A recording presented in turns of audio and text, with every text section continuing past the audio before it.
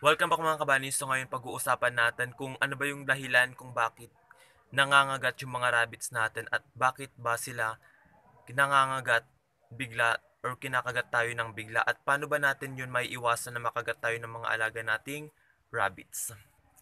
At bago ngayon guys, kung bago ka pa lang sa channel natin, huwag kakalimutan i-like tong video na to at huwag kakalimutan na mag-subscribe at i-click notification bell icon para palagi updated sa mga rabbit tutorials na i-upload natin dito.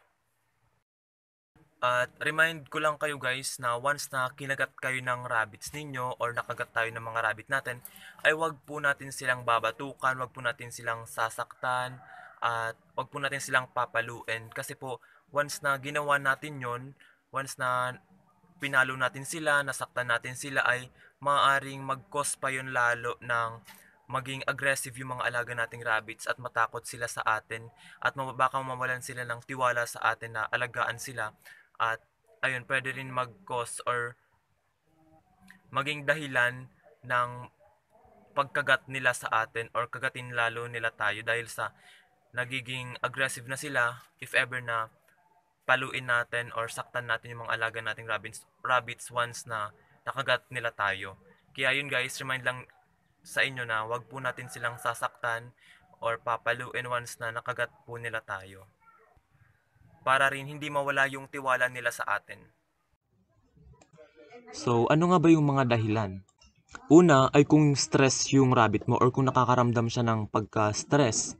Ito yung sobrang ingay sa paligid nila or ng mga rabbit natin na pwedeng magdulot sa kanila ng stress, which is di yun maganda para sa mga rabbit natin. Lalong-lalo na dun sa mga rabbit na may mga kits or may mga maliliit pa lamang na anak sila. Yun ang nagiging dahilan kung bakit inaabandon na nung mga doe natin or mga mother na doe natin yung mga anak nila dahil sa pagkakaroon nila or nai-stress sila.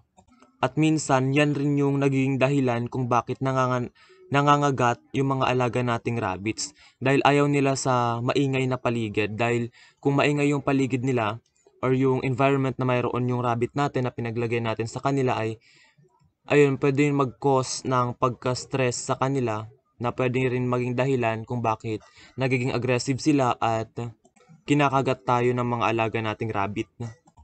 Pangalawa ay kung yung natatakot or yung pagkagulat nila. Paano ba natin nasasabi na ganun kung bakit kinakagat tayo ng mga rabbit natin?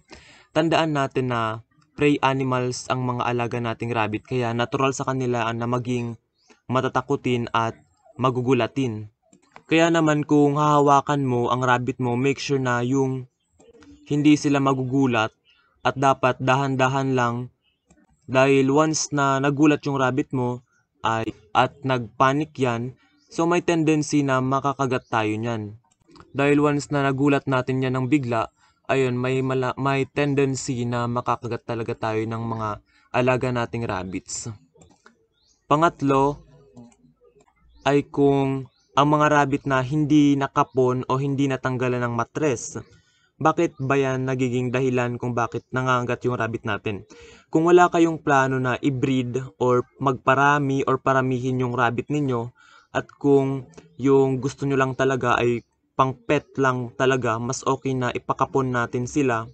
Kasi ito yung sinasuggest ng mga vet, lalong-lalo na kung pang-pet lang naman talaga yung rabbit natin para maiwasan yung pagiging aggressive nila at para maiwasan natin na makagat tayo nila. Pang-apat ay yung amoy ng pagkain sa kamay natin or amoy pagkain yung kamay natin. Kaya bago natin hawakan yung mga rabbit natin, maghugas muna tayo or maghugas ka muna ng kamay mo bago mo hawakan sila. Dahil minsan nakakagat tayo ng mga rabbit natin kung may mga naiwan na amoy sa kamay natin na akala nila pwedeng kainin nila.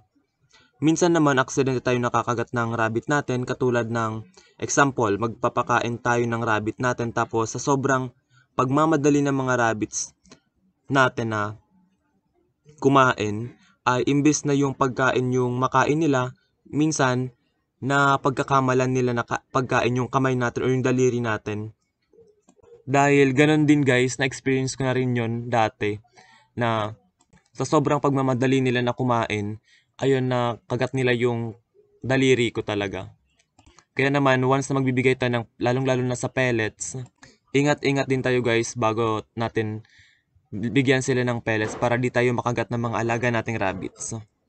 Remind lang guys ulit na once na nakagat tayo ng mga rabbits natin ay wag po nating papaluin dahil hindi yan mangangagat ng walang dahilan at pwedeng may nagawa tayong mali dahil sa nakagat nila tayo. Pero wag po natin silang sasaktan, wag po natin silang papaluin or babatukan para hindi sila matakot sa atin at para hindi sila mas maging aggressive lalo.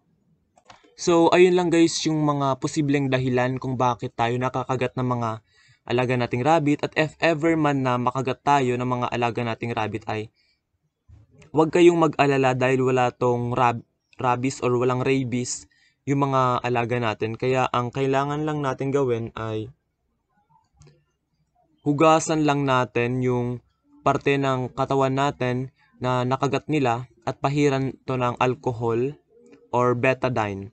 Pero depende pa rin kung anong klaseng kagat ito. Dahil sa may dalawang klase guys ng kagat sa ating rabbits. Yung tinatawag na real biting o nipping. Ano nga ba yung pagkakaiba nila?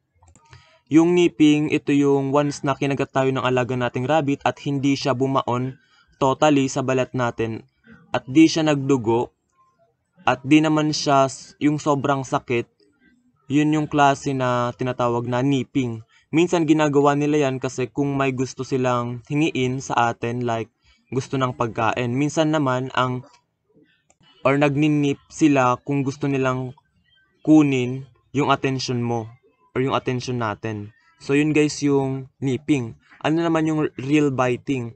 Yung real biting ay once na kinagat kayo ng ating rabbit, tapos ito'y dumugo at nagsugat ito, yung real biting.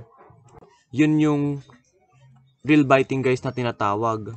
Or ibig sabihin, galit yung alaga nating rabbits. Pero wag na wag ninyong paluin.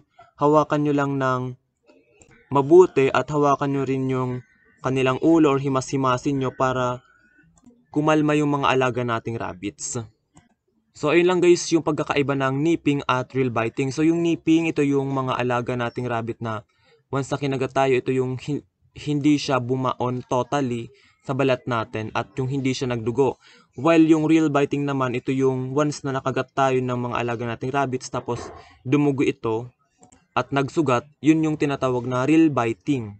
So, ayun lang guys yung video natin sa ngayon tungkol sa ano ba yung dahilan kung bakit nangangagat or kinakagat tayo ng mga alaga nating rabbits at paano ba natin yon maiiwasan na makagat tayo ng mga alaga nating rabbits at ano ba yung dapat nating gawin once na nakagat tayo ng mga alaga nating rabbits. At sana guys ay nakatulong tong video natin to sa'yo. Sa ngayon, huwag kakalimutan na i-like tong video na to at huwag mo rin kakalimutan na mag-subscribe at i-click notification bell icon para palagi kang updated sa mga rabbit tutorials na i-upload natin dito.